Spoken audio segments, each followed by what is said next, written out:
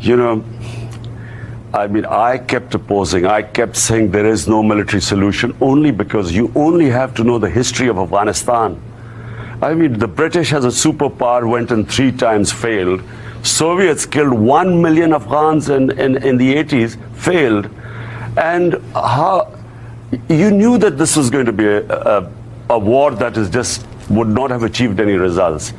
Someone should ask, I mean, if I was an American, I would ask that $1.5 trillion at least have been spent in Afghanistan. What have we achieved in this? And then I hear some people saying that, you know, actually, no, we should sort of keep the military or keep this going. This will go on for another 19 years. The taxpayer in U.S. is going to keep pouring in money in there. While the U.S. was pouring money in Afghanistan in this futile war, the Chinese were developing first world infrastructure, and you just have to go to China to see the way their infrastructure is. And I'm in New York, and I'm watching the the car bumping around here. Okay. That money was wasted. You know, you do that not money sound, was wasted. You do not sound right now like a prime minister from Pakistan. You sound like a voter from the Bronx who would complain about the infrastructure, our money being spent on wars in Afghanistan. This is a very difficult situation. It's brewing up for a while. But, you know, I'm an anti-war person. I do not believe wars solve problems. I mean, you go after one problem and it gives birth to 5 other different problems. And therefore, I don't believe that these, because you see, it has unintended consequences. You know, every war which I know, Afghanistan, Pakistan joining the US war in Afghanistan, each time we were told this is a matter of weeks. And, you know, in Pakistan, we lost 70,000 people died in this war on terror when we participated. And Musharraf told us, our general, that it's only a matter of weeks. So war with Iran is very complex. Once it starts, you know, no one knows where it's going to go. And so therefore, always conflicts should be avoided. Always. Mr. Prime Minister Joe Scarborough here. The United States and Pakistan, of course, as you know better than anybody, we have had at times a tumultuous relationship. The Pakistanis have believed through the years that Americans have been unreliable partners. We have not followed through on weapons deals. At times, the Pakistanis believe we have pushed them in directions that are not in their national interest. And, of course, Americans have had concerns with the Pakistanis now. Just pulling back from the events of this week, even this month, give us, if you will, your best read on U.S.-Pakistani relations right now. Are we in a better place today than we were, say, 5-10 years ago? Definitely. This is the best relationship Pakistan had with the U.S. in almost 2 decades. But let me just give you a brief history. Pakistan joined, US and Pakistan got together against the Soviets when they invaded Afghanistan. And so Pakistan trained militants to fight jihad. They were called Mujahideen, who fought against the Soviets. And so these groups came and they operated from Pakistan in the 80s. Come 1989, Soviets retreat from Afghanistan. The US packs up and leaves. And in 91, we were slapped with sanctions, Pressler sanctions. So that was a shock because Pakistan had, by this time, 4 million Afghan refugees. We were left with these militant groups, and sectarian terrorism started in Pakistan. Come 9/11, we again joined the US. And I remember George Bush saying that, look, this time it will be different. We are not going to abandon you. Because Pakistanis were skeptical. We had been abandoned.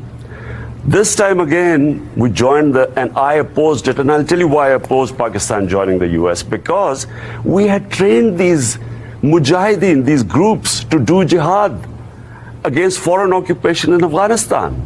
Now, when the Americans turned up in Afghanistan, how are we going to explain to them that now it's no longer jihad, it's terrorism? And so when Pakistan joined the US, the same groups turned against Pakistan. And the fundamental mistake Pakistan's leadership made at the time is that they tried to tell the US, don't worry, we'll be able to deal with it. They couldn't deal with it. I mean, there were suicide bombings going on in Pakistan. Our GHQ was attacked, our army, our commandos, our ISI. At one point, we actually thought we were going down. And so US kept putting pressure on Pakistan to help them more. Pakistan could not deliver more. There were 150,000 NATO troops. And if they couldn't win in Afghanistan, how was Pakistan going to help them? And so we were then accused of playing a double game because we couldn't deliver. There were 50 different groups operating in Pakistan, militant groups. And so this mistrust began. Now our relationship is based on truth and trust. We are partners in peace now. And so there's trust, and that's how the relationship should have been. If I was the Prime Minister, I would have said, look, Mr. Bush, we cannot deliver. We have these groups trained, and how are we going? The moment we join them, we lose leverage on them, and they'll turn against us. So I think that's the mistake where our leadership made. And what advice have you given President Trump about Afghanistan, a war that many Americans have grown tired of 18 years later? The situation took a serious downturn in early August when India revoked the special status for the disputed region, causing relations between India and Pakistan, two nuclear countries, to fall deeper into chaos and uncertainty. Tomorrow, Pakistani Prime Minister Imran Khan, who met with President Trump in New York on Monday, will speak before the UN, and Kashmir is set to be front and center. And Prime Minister Imran Khan of Pakistan joins us now. Mr. Prime Minister, thank you very much for joining us this morning. NBC Chief Foreign Affairs Correspondent Andrea Mitchell has the first question. Andrea? Thank you very much, Mika. Well, Mr. Prime Minister, the president has offered to mediate. Would you like to see him mediate between you and Prime Minister Modi and try to resolve this Kashmir issue? Andrea, definitely. We feel that the US president, head of the most powerful country in the world, the only person actually who could make a difference right now is President Trump, if he can mediate between us. Because there is, as you report mentioned, there's a huge humanitarian crisis brewing up. 8 million people have been locked inside in Kashmir now for almost 53 days. And so we hope that the US president intervenes. There are concerns, of course, you're both nuclear states. Are the tactical nuclear weapons forward based at this point? Can you reassure Americans that what used to be known as the triple key to make sure that the U.S. also had oversight over any potential use of nuclear forces is still in place? Andrea, no sane mind can think of nuclear war or nuclear weapons. What needs to be done is that this thing should be immediately nipped in the bud. Where it is heading right now, my fear is that there are 900,000 troops in the valley, and they've locked in 8 million people. Now the fear is that once they lift the curfew, there's going to be bloodshed. And that's why we want the president to intervene before things go a step further. And that's really my concern right now, and I mainly came to the UN to raise this with the world leaders.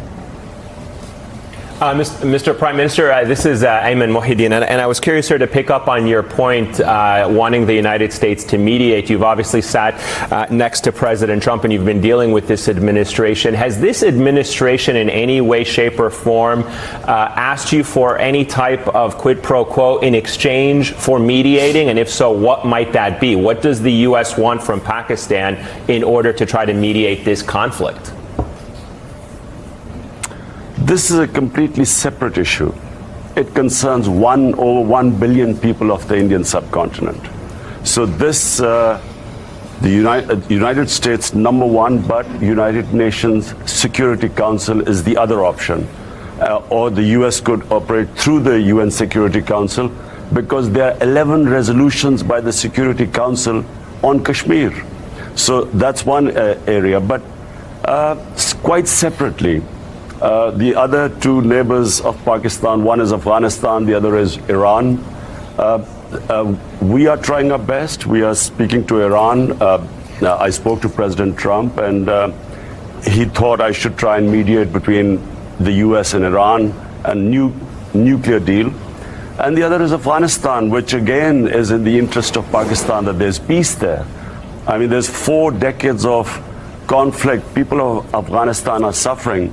There's no quid pro quo. I mean, it's in our interest that there's peace there. We were sad that just when the deal was about to be signed, it was broken up, because dialogue and fighting are going on simultaneously, and this was always going to happen. But there is no military solution in Afghanistan, and that should be obvious after 19 years. So it is in our interest that there's peace in both Afghanistan and Iran. The problem with Iran is that if there's a conflict, our country's developing world is going to take a real beating, because the oil prices will shoot up. And in most of our developing world, we have these trying to manage our balancing our budgets, and this will just throw us off. So it's in the interest of actually the world that this Iran conflict does not take place.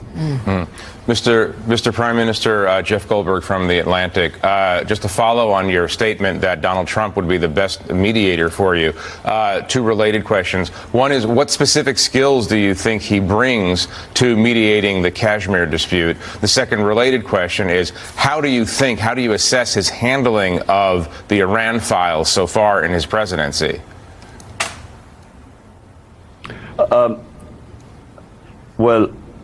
U.S. is, again, I repeat, the most powerful country in the world, and the U.S. can mediate.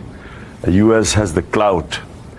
Problem I'm facing right now is, unfortunately, and it is unfortunate, and it's being realistic, countries look upon India as a market of 1.2 billion people. And that's what I'm sad to say, that's what the Indian Prime Minister is, that's his leverage. And that's why he's done something so incredible, revoking the Constitution, going against UN resolutions, and he's actually boxed in these people.